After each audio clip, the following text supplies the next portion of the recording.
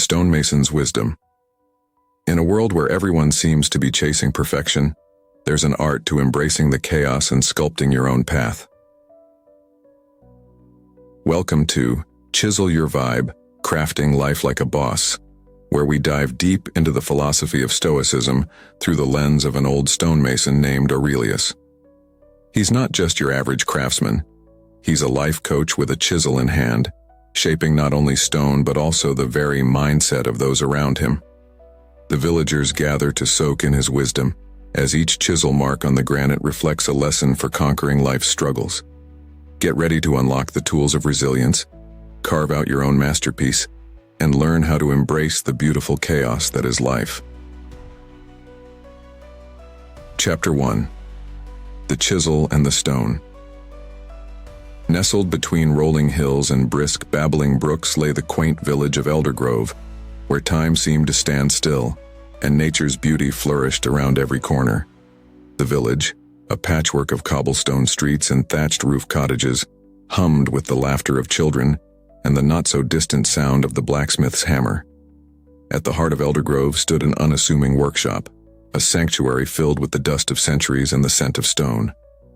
Inside, Aurelius, the old stonemason, labored over a block of marble, his hands steady and sure, each chisel mark creating a melody of strength and grace. Though his body bore the creases of age, his spirit matched the vigor of youth.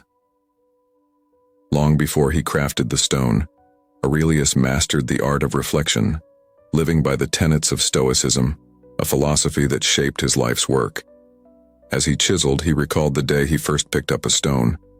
A young apprentice, eager yet naive, he had watched his master create beauty from rough, unyielding granite.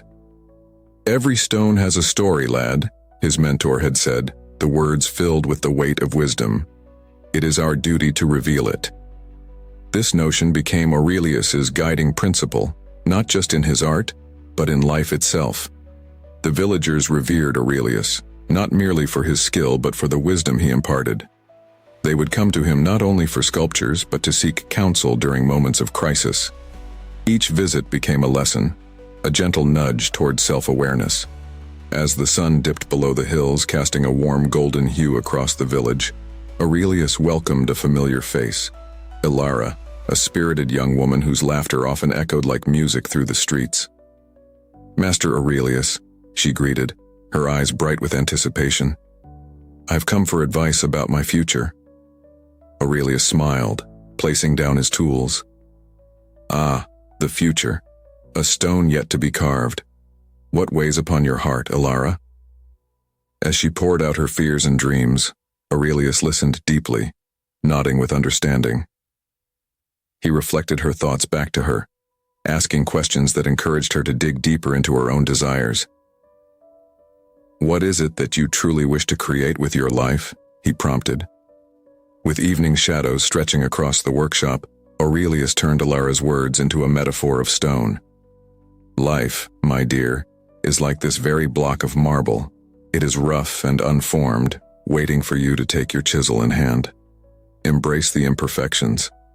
They will guide you." The Chapter 2. The Weight of the World. The days passed like the flowing river, each one presenting new challenges for the villagers of Eldergrove. While the sun rose to greet them every morning, the weight of their personal struggles loomed half-hidden in the shadows.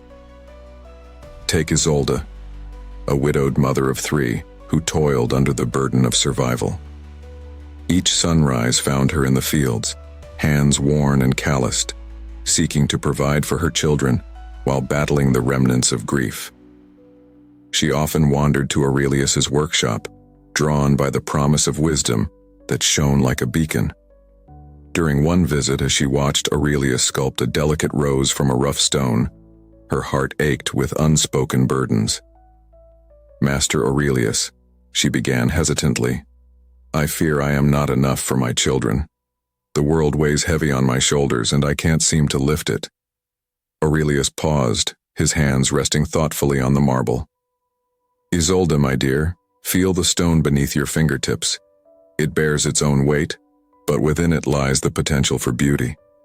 Your struggles shape you just as my chisel shapes this stone. What if you viewed your burden as a tool for growth? The conversation resonated. Isolde found herself captivated by the unexpected shift in perspective. Aurelius guided her to see her resilience not as a weight, but as a source of strength. He shared stories of fellow villagers who, through hardship, uncovered unexpected talents.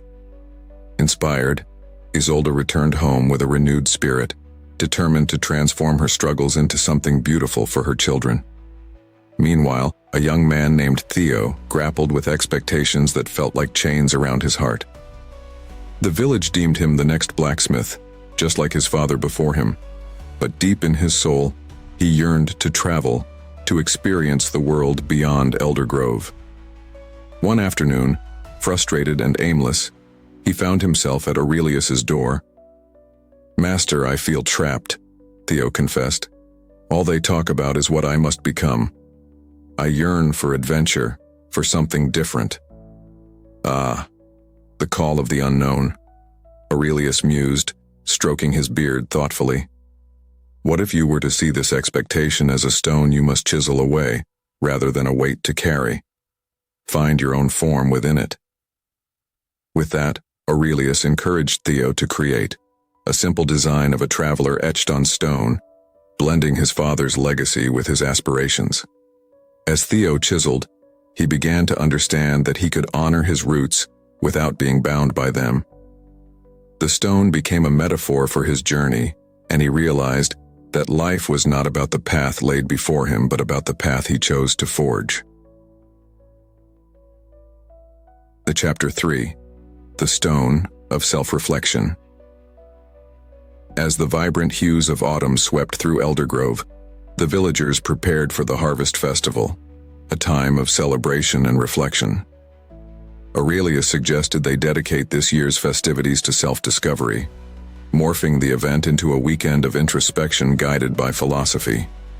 The night before the festival, Aurelius gathered the community around a flickering bonfire. "Tonight, I invite you to look within," he proclaimed, his voice steady, resonating like the peal of a distant bell. "Like stone, you each hold depths within you, layers waiting to be uncovered. Let us reflect." He shared stories of historical figures who modeled Stoic ideals: Marcus Aurelius, Seneca, and Epictetus. With each tale, he painted vivid pictures of resilience in the face of adversity. The villagers listened with rapt attention, feeling the stories reverberate within their own lives. Aurelius then invited each villager to engage in a reflective activity. They sat under the starlit sky, closing their eyes and visualizing their lives as a block of stone, rough and unrefined. Guided by Aurelius's gentle voice, they began chipping away at the surface, contemplating their fears, desires, and the hidden beauty yearning to emerge. After an hour of silence, they shared their revelations in small groups, the fire crackling softly beside them. Isolde spoke first, revealing the incredible strength she had found in caring for her children. "I am the sculptor of their futures," she said, her eyes glimmering. "Each challenge I face is a lesson I can pass on." Next was Theo, who shared his realization that running towards adventure didn't mean abandoning his roots. "I can travel, but Eldergrove will always be part of me. I'll carry its spirit wherever I go," he proclaimed, igniting a spark of excitement among his friends. As they continued sharing, Aurelius smiled quietly, witnessing transformation.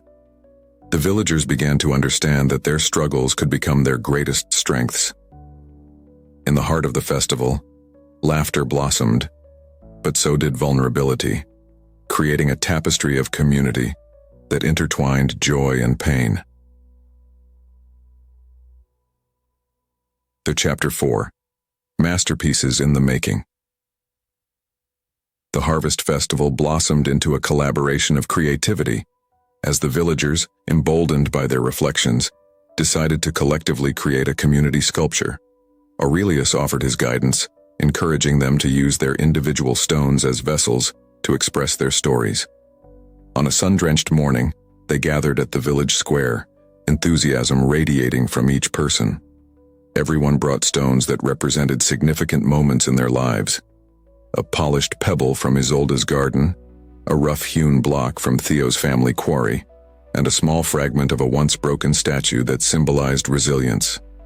We are not merely carving stone. We are carving our identities, Aurelius reminded them as they began their work, tools in hand. Let each tap of the chisel reflect your deepest truths. As the villagers started chiseling together, laughter echoed through the square. Different approaches emerged. Isolde worked delicately, capturing flowers blooming from a solid base, while Theo channeled his adventurous spirit into carving symbols of far-off lands. Aurelius moved among them, offering assistance and encouragement, guiding them to see that their differences enriched the collective creation. Yet, as they worked together, conflicts began to surface.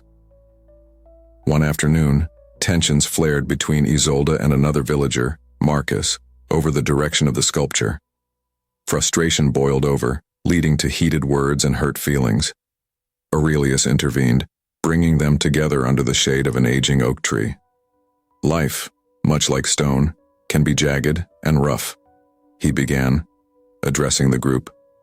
But it is through recognizing the beauty in our differences that we find strength. Isolde, what does your vision represent to you, and can you accommodate Marcus's perspective as well? As they spoke, feelings softened and understanding bloomed. Marcus expressed that his rough interpretations were also rooted in love for the village, a desire to celebrate its spirit through boldness. They engaged in a constructive discussion, with Aurelius guiding them through conflict resolution, nurturing empathy and compassion. By the end of the week, they completed the sculpture, a magnificent representation of their intertwined lives, filled with symbols of struggle and triumph. Together, they celebrated not only the creation itself, but the bonds formed through collaboration, gratitude, and mutual respect. Chapter 5. Carving the Future. On the day of the harvest festival, the village gathered to unveil the sculpture, a testament to their journey of collective growth. The sun bathed the square in golden light, illuminating the intricate details within the stone, a tapestry of their stories, struggles, and triumph. Aurelius stood among them, pride swelling in his chest as he looked around at the vibrant faces of his friends and neighbors.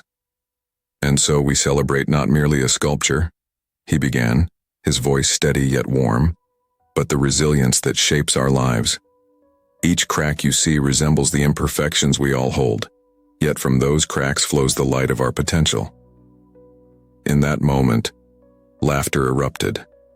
Villagers stepped forward one by one, sharing their dreams for the future, inspired by the strength they'd forged together. Isolde spoke about building a community garden, with her children by her side, emphasizing the generational empowerment of nurturing life. Theo declared his intent to travel, but with the vow of returning to share his stories, etched forever in the tapestry of Eldergrove. As the festival continued with festivities, dancing, and music, Aurelius took a moment to reflect on the journey of transformation that had unfolded. His heart swelled with hope, seeing how philosophy had become a living practice for the villagers. They had embraced their scars and used them as chisels to craft their destinies. "Remember this sculpture," Aurelius said, as he gazed at the shimmering creation. "It represents not just our past, but a future brimming with possibilities. Life is a continuous process of chiseling away to reveal our true self. You hold the power to shape your own masterpiece. When challenges arise, remember, you have the tools." As evening settled over Eldergrove, the villagers danced around the bonfire, embodying the resilience and strength woven into their creation. Aurelius joined them, feeling a profound gratitude for the journey they had embarked upon. Each joy, tear, and shared moment had shaped them, and in the hearts of Eldergrove, the spirit of Stoicism pulsed, solidifying their bond as a community, a long-lasting reminder that in every challenge lay the opportunity to carve something extraordinary. Chapter 6. The Whisper of the Wind. As the first snowflakes of winter began to drift down over Eldergrove, The village transformed into a serene wonderland.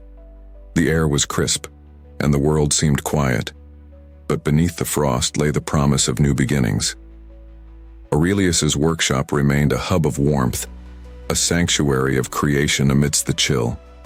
As the villagers settled into the winter season, they faced the challenge of the darker months. With the harvest stored and the fields barren, an air of restlessness emerged. Conversations grew sparser around the communal fire, with some villagers feeling isolated under the weight of winter's stillness. During one particularly cold evening, Aurelius gathered the community in his workshop, the soft crackling of logs in the fireplace providing a comforting backdrop to their gathering. The winter can be a time of reflection as harsh as it may appear, he began, his voice steady like the flickering flame. Let it not become a season of solitude but a chance for inner exploration. Aurelius invited each villager to share a fear they faced during the cold months. Theo spoke of feeling lost, uncertain if his dreams of travel would ever come to fruition. Isolde shared her concerns for her children, worried about nurturing their spirits in the long nights. The elder, Nora, spoke of her regrets and the fleeting nature of time. With each confession, a remarkable bond deepened, a collective acknowledgement of their shared insecurities. Aurelius offered an exercise he called the whisper of the wind. Each villager was invited to sit quietly and listen to the world around them, embracing the cold air and the sounds of their heartbeats. Let the whispers of the wind guide your thoughts, he instructed. What do you fear letting go of? What burdens must be released to allow for new growth? As they meditated, the atmosphere shifted. Beneath the stillness, reflections emerged. Isolde recognized her need to share her burdens, inviting others into her experience.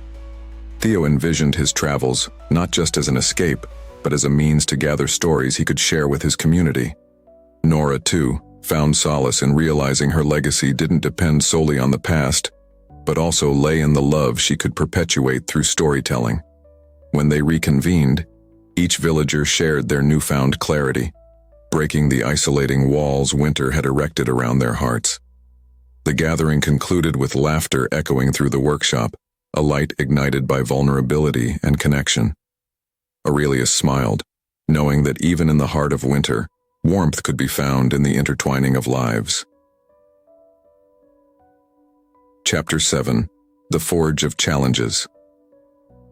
As winter's grip tightened, Eldergrove encountered an unexpected crisis. A heavy snowfall trapped the villagers within their homes, and supplies began to dwindle. With no end to the storm in sight, anxiety surged, a stark contrast to the camaraderie forged during the festival. Aurelius understood that challenges often present opportunities for growth, and he encouraged the villagers to embrace a new perspective. Let us be like the stone, he proclaimed during a community meeting, firm and unyielding in the face of adversity. Together, we can weather this storm. Determined to foster resilience, he called for volunteers to navigate the snow-covered paths and gather supplies from neighboring villages. Theo, invigorated by the spark of adventure, stepped forward immediately. I'll go. I want to prove that my dreams don't end at the borders of Eldergrove. Isolde, still enthusiastic about her children's future, joined him with a sense of determination. After gathering supplies and sleds, Theo and Isolde set out early one morning, guided by Aurelius's teachings. The cold air nipped at their faces, but a sense of purpose propelled them forward. Within hours, the snowflakes grew heavier, transforming their surroundings into a dazzling yet treacherous landscape. As the journey progressed, they faced unexpected obstacles. Fallen branches, snowdrifts, and visibility that diminished with each gust of wind. At times, doubts crept in. They questioned their decisions. Yet Aurelius's voice echoed in their minds. Challenges shape us as the chisel shapes the stone. Through determination and teamwork, they navigated through adversity. With each challenge overcome, lifting a branch here, pulling each other over a drift there, the bond between them deepened. It's not just about reaching our destination, Isolde mused as they paused to catch their breath. It's about the journey we share. Our struggles become part of our story. Finally, after a long day filled with hard-earned victories, they reached the neighboring village, where the warmth of community welcomed them. With the help of new friends, they gathered supplies, learning that connection could be forged even in the snow. As they returned to Eldergrove, triumph resonated within them. Not only had they secured much-needed provisions, but they discovered strength within themselves and solidarity amidst the laughter and challenges. That evening, they were greeted as heroes, their story a beacon of hope and inspiration for the entire village. Chapter 8. The Fire Within. Once the snowfall faded, Eldergrove began to emerge from its winter slumber, offering the promise of spring rebirth. The villagers found renewed energy as vibrant blossoms peeked through the thawing earth, cultivating a sense of hope and rejuvenation. Aurelius, keen to harness this newfound eagerness, organized a series of workshops where villagers could explore their passions. Whether crafting, gardening, or storytelling, he encouraged everyone to channel their creativity into purposeful expressions. The emphasis was not merely on skillful execution, but on the journey of self-discovery. Isolde approached Aurelius one day with a bright spark in her eyes. "I want to create a community storytelling circle," she said. "We can share our stories, our struggles and joys, and inspire each other." Aurelius nodded, recognizing her passion. "Absolutely, Isolde. Storytelling is the bridge between past and future. It allows us to reflect on our experiences, forging deeper connections." As word spread, excitement bubbled over. The storytelling circle attracted villagers young and old, each gathering on a sun-soaked afternoon beneath a sprawling oak tree. The atmosphere brimmed with anticipation, laughter, and perhaps a hint of nervousness. Isolde opened the circle, sharing her tale of resilience through grief, how she transformed her sorrow into strength for her children. With each story shared, the villagers opened their hearts, unveiling layers of vulnerability that had previously remained hidden. Theo shared his tale of adventure, binding it with lessons learned through the winter's trials.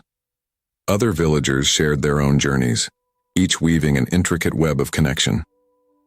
Aurelius observed, reflecting on the transformative power of these narratives. The act of storytelling was, at its core, a form of chiseling, a way of revealing hidden truths.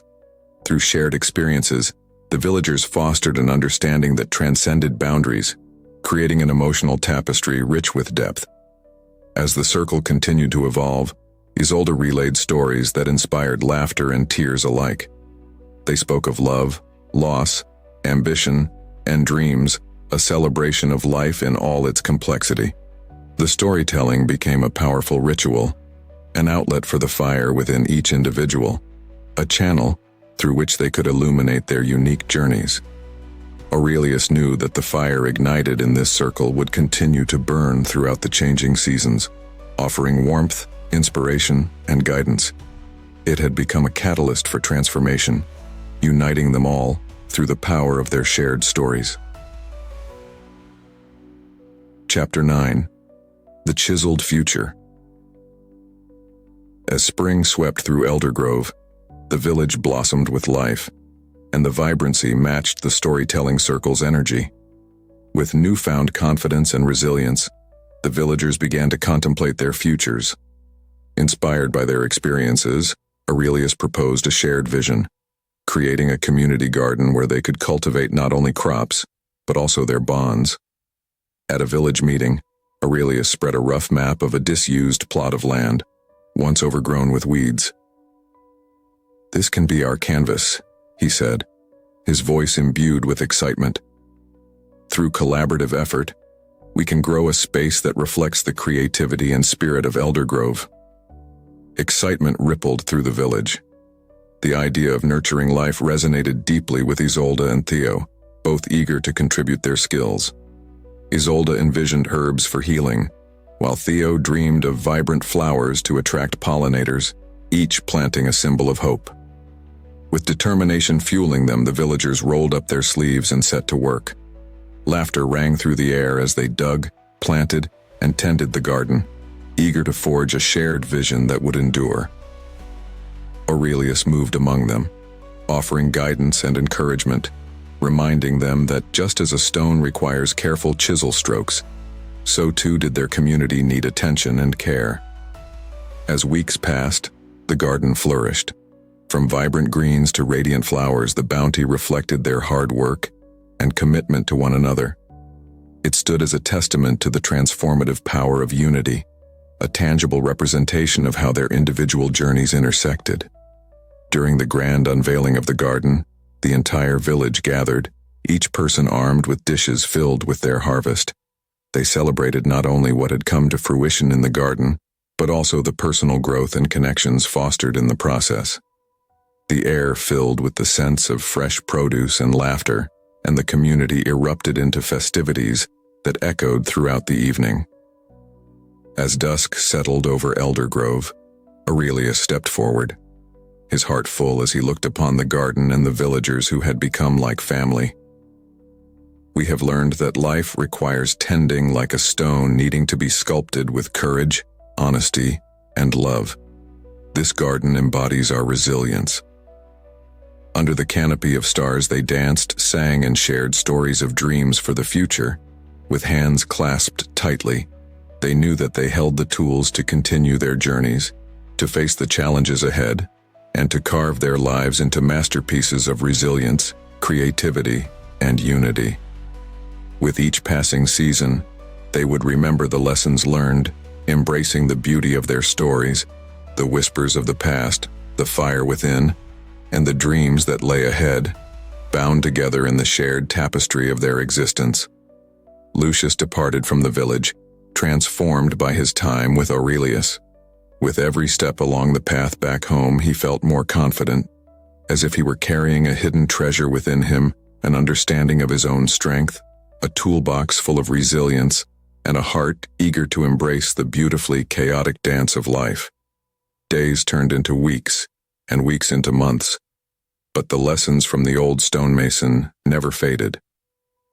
Challenges arose, as they always do, but Lucius faced them with a newfound calmness, drawing upon his inner wisdom. He recalled the story of the river and the enduring strength of stone, chanting the mantra of letting go whenever the winds of anxiety blew too fiercely. In moments of uncertainty, he would close his eyes to envision the sculptor's workshop, the cool granite, the rhythmic chiseling.